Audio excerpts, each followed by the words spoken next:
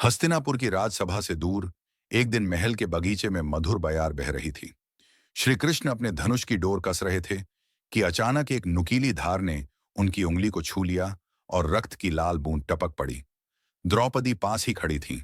उन्होंने जैसे ही देखा, उनकी आंखों में चिंता की लहर दौड़ गई और बिना किसी हिचकिचाहट के अपनी रेशमी साड़ी का एक कोना फाड़कर कृष्ण की उंगली पर बांध दिया। कृष्ण ने आश्चर्य और स्नेह से उनकी ओर देखते हुए मुस्कुराकर कहा, सखे, आज तुमने मुझे बांध लिया है। यह आरण मैं जीवन भर नहीं भूलूंगा। समय आने पर तुम्हारी रक्षा मेरा धर्म होगा। वर्षों बाद कौरवों की सभा में जब द्रौपदी का चीरहरण करने का अन्याय हुआ, तो वही वचन निभाने माधव प्रकट हुए। और जब द्रौपदी ने आंखें मूंद दी, तो अनंत वस्त्र बरसने लगे। सभा स्तब्ध रह गई और कृष्ण ने अपना वचन निभाते हुए मित्रता, प्रेम और धर्म की अटूट मिसाल कायम की।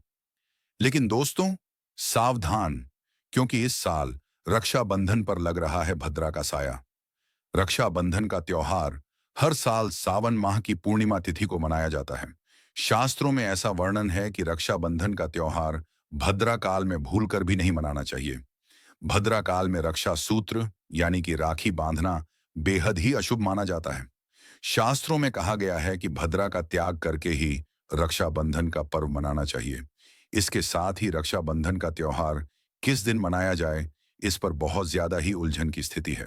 दोस्तों, इस बार कई लोगों का मानना है कि रक्षाबंधन 9 अगस्त को मनाना चाहिए और वहीं कुछ लोगों का मानना है कि 10 अगस्त को रक्षाबंधन का त्योहार मनाना शुभ रहेगा।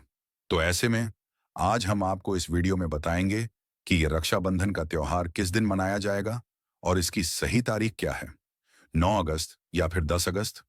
साथ ही आज हम आपको भद्राकाल का भी समय बताएंगे, क्योंकि इस बार रक्षाबंधन पर भद्राकाल का साया रहेगा।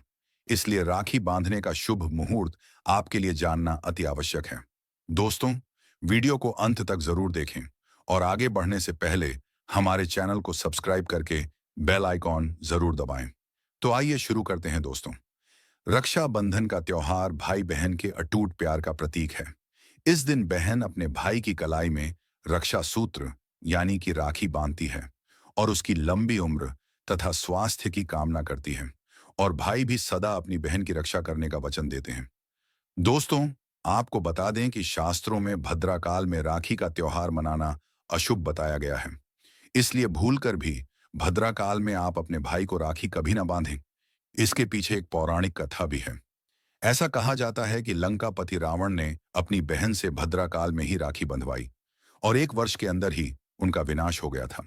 इसके अलावा भद्रा, जो कि शनिदेव की बहन है, और उन्हें ब्रह्मा जी ने श्राप दिया है कि जो भी भद्रा के समय शुभ या फिर मांगलिक कार्य करेगा, उसका परिणाम हमेशा ही अशुभ होगा। इसीलिए आप गलती से भी भद्रा के समय रक्षाबंधन का त्योहार ना मनाएं।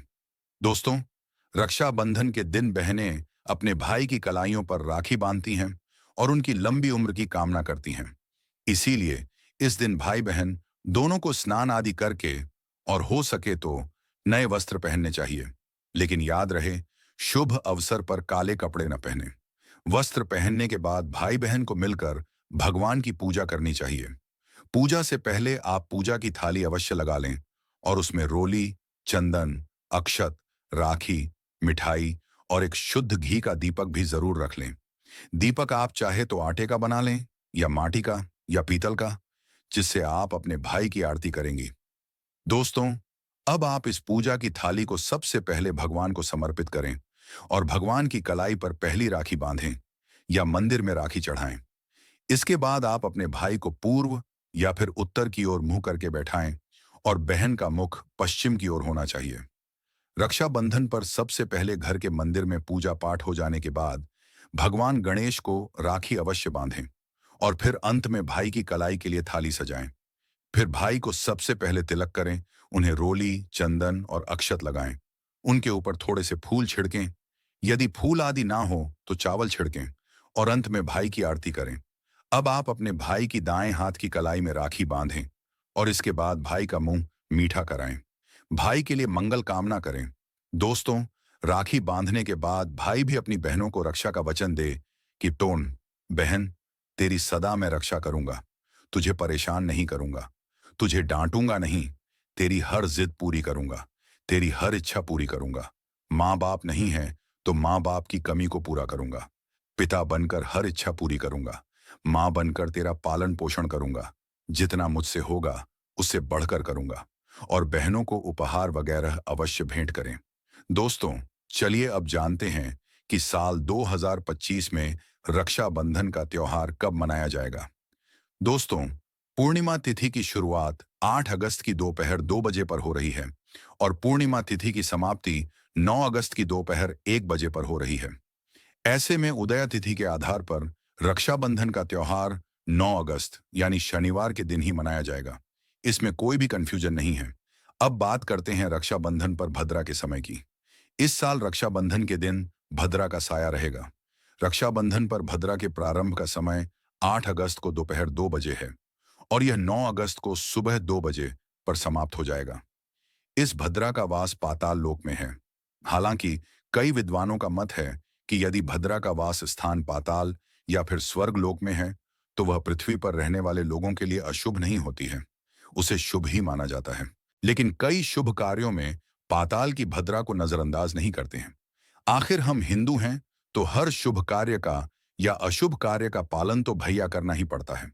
किसी भी शुभ या अशुभ कार्य को नजरअंदाज तो नहीं कर सकते ना दोस्तों। अब जानते हैं सबसे इंपॉर्टेंट बात, रक्षाबंधन का शुभ मुहूर्त। देखिए, 9 अगस्त को रक्षाबंधन का मुहूर्त सुबह 5 बजे से लेकर दोपहर 1 बजे तक है। उस दिन भाइयों को राखी बांधने के लिए 7 बजे तक का समय मिलेगा।